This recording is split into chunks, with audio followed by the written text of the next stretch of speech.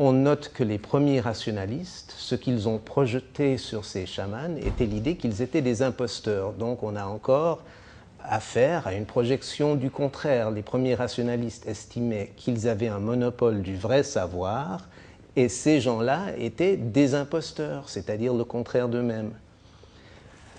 Je vous disais que c'était une longue histoire. Les 400 premières années de production de textes sur les chamans ou des gens qu'on allait appeler chamans par des occidentaux, c'est 400 ans d'incompréhension où on apprend surtout, on apprend plus en lisant ces écrits-là sur les présupposés de ceux qui écrivaient le texte que sur les chamans eux-mêmes. Et c'est seulement avec la naissance de l'anthropologie à la fin du XIXe siècle, avec des gens comme Franz Boas, qu'on a commencé à avoir déjà des observateurs occidentaux qui affinaient leur regard.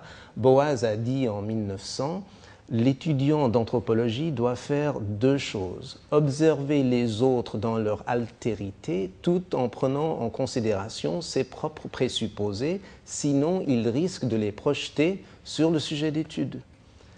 Donc, si vous voulez sortir de votre culture et aller dans une autre culture et observer les autres dans leur altérité et commencer à comprendre ce qu'ils font, il faut faire ce double exercice.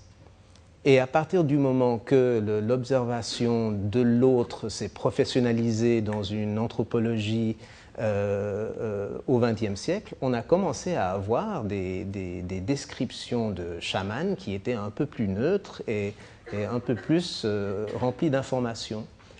Mais on voit donc que le regard judéo-chrétien puis rationnel du monde occidental effectue une sorte de drôle de tango avec les chamans depuis longtemps.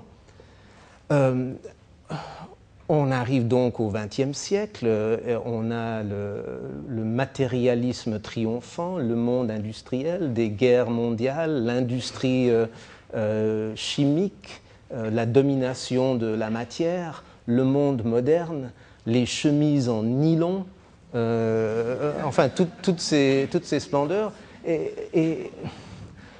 Et on a la naissance d'occidentaux qui commencent à fatiguer de toute cette technologie, de toute cette matière, de tout ce modernisme. Et à ce moment-là, les chamans ont commencé à incarner ce qui était le pré-moderne, la nature, le pré-industriel. Et donc on voit que la fascination que les chamans exercent sur le monde occidental d'une façon ou d'une autre a juste pris une nouvelle tournure. Certains ont fait remarquer que le malaise de certains occidentaux avec leur propre culture et ce désir de sortir de la culture occidentale pour aller vers une autre compréhension était un phénomène profondément occidental.